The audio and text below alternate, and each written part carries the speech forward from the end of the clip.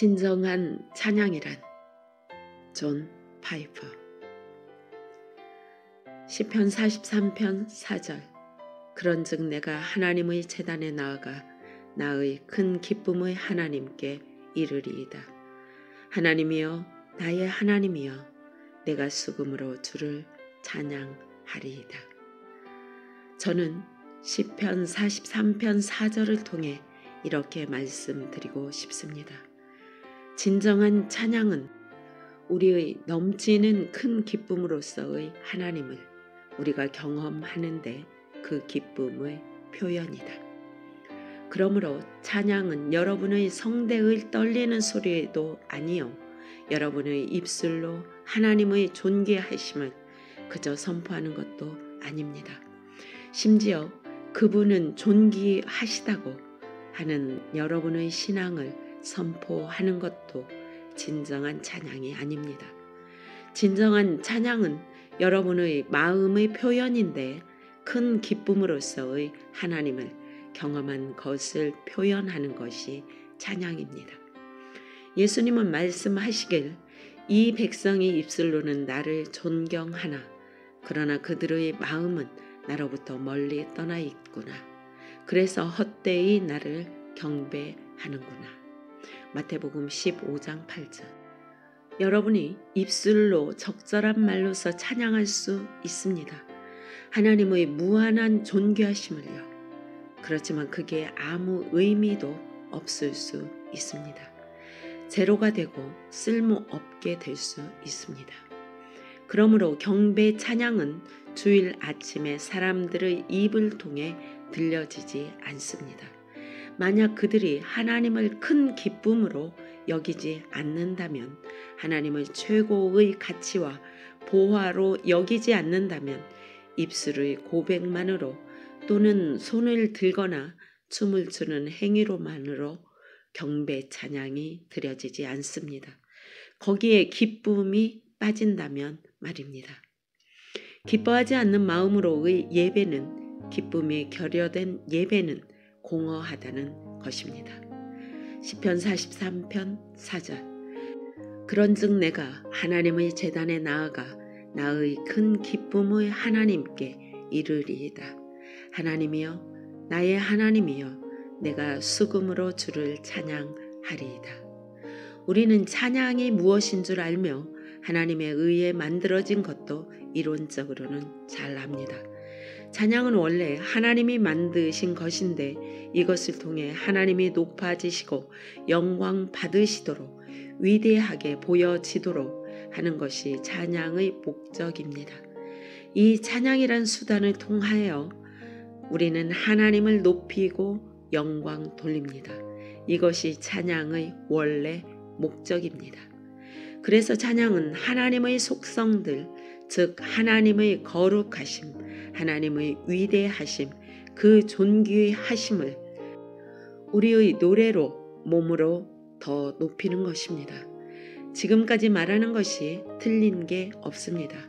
그러나 논쟁거리가 되는 것은 진정한 찬양은 우리 마음의 기쁨이 꼭 연결되어야 한다는 점입니다. 입술로만 가지고는 진정한 찬양이 안 됩니다. 우리의 최고 존귀하신 분으로서 하나님을 우리 마음으로 진정으로 크게 기뻐하지 않는 것은 찬양이 아닙니다. 이런 제 주장은 논쟁거리입니다. 이게 논쟁거리인 이유는 그것이 매우 곤혹스럽고 놀랍기 때문입니다. 그것은 망연자실하게 합니다. 왜냐하면 당신은 발견하거나 이런 사람을 압니다. 아마 여러분의 가족 중에서도 사람들이 손을 들고 하나님을 찬양하지만 하나님을 모심 없이, 큰 기쁨 없이 찬양하거든요. 그런 것은 찬양이 아니란 뜻입니까? 그래서 논쟁거리입니다. 예수님은 당신이 일생을 다 산 후에 말씀하시길 그건 아무것도 아니야, 제로야, 헛되고 텅 비었어. 그러면 여러분은 망연자실 할 것입니다. 교회도 늘 다니고 늘 올바른 말도 하는데 너희 마음은 하나님으로부터 멀리 떠나 있도다. 하나님이 여러분의 가장 큰 보화요, 큰 기쁨이 되지 못할 때 그렇게 되죠. 그래서 여러분이 지금 예배 시간에 말씀을 듣고 있어도 큰 기쁨이 없으면 이 예배는 황폐한 것입니다. 그렇지만 그 황폐의 맞은편에 회개가 있는데 이 세상에서 가장 놀라운 말입니다. 생각해 보십시오. 하나님은 여러분이 기뻐함으로 찬양을 받으신다는 말을, 하나님은 영광 받으십니다. 왜냐하면 당신이 하나님을 즐거워하니까요. 하나님은 영광 받으십니다. 당신이 하나님을 기뻐할 때입니다. 하나님을 즐거워하는 것은 우리가 무슨 큰 성취를 이룰 때만 되는 것은 아니지 않습니까? 꼭 영웅이 되어서만 기뻐하는 것도 아니지 않습니까? 우리는 지금 내 모습 이대로 얼마든지 하나님을 기뻐할 수 있습니다. 그저 하나님을 즐거워할 수 있습니다. 우리의 최고의 가장 큰 기쁨으로, 보화로 하나님을 기뻐할 수 있습니다. 하나님을 찬양하고 높이고 영광 돌리는데 무슨 큰 행사, 큰 집회, 대단한 업적이 필요한 것이 아닙니다. 우리 기쁨의 예배는 놀라운 것입니다. 우리 예배가 기쁨 없이 황폐해서는 안 됩니다. 하나님의 목적은 세계에서 영광을 받으시는 것인데 우리는 이제 깨달았습니다. 우리가 그분을 만족하고 기뻐하고 즐거워하는 데서 그 하나님의 창조의 위대한 목적을 이루어 드린다는 것을 말입니다. 50년 전에 존 파이퍼가 이 진리를 깨닫고 그때부터 저의 삶이 완전히 바뀌었습니다. 어느 날 저는 성령의 감화로 깨닫게 되었습니다.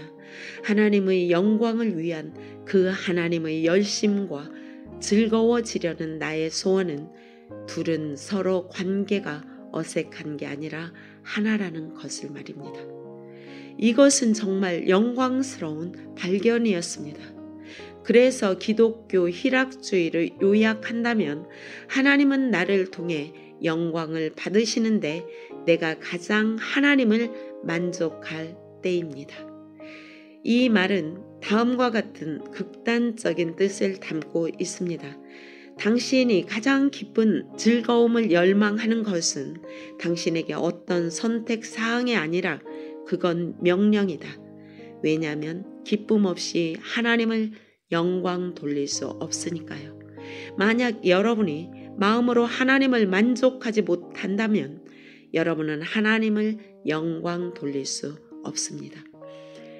그런 일은 되어지지 않습니다. 그러므로 당신이 깊은 즐거움을 열망하라는 명령은 선택사항이 아닙니다. 여러분의 삶에, 영생에 꼭 필요한 것입니다. 이렇게 기쁨 없이 단순히 의무적인 신앙생활을 하는데 기독교 희락주의는 말하길 그런 신앙생활은 끝내라. 의지적 신앙생활은 그만하라. 그런 의무적 신앙생활은 끝내라고 말합니다. 왜냐하면 그건 아무 소용이 없습니다. 우리는 하나님을 즐거워하지 않으면서도 많은 과업을 성취할 수 있습니다. 하나님은 그렇게는 영광받지 않으십니다. 그건 참된 기독교 신앙이 아닙니다. 이것이 왜 성경에서 반복해서 이렇게 명령하는 이유입니다. 여호와를 기뻐하라. 여호와를 즐거워할지어다. 주 안에서 기뻐하라. 이렇게 명령하는 이유는 당신이 하나님으로 만족하고 기뻐할 때 하나님은 가장 영광을 받으시기 때문입니다. 하나님을 영화롭게 하는 것은 온 우주의 창조 목적입니다. 이사야 43장 7절에 내 이름으로 불려지는 모든 자, 곧 내가 내 영광을 위하여 창조한 자를 오게 하라. 그를 내가 지었고 그를 내가 만들었느니라. 여러분은 하나님의 영광을 위해 창조되었습니다.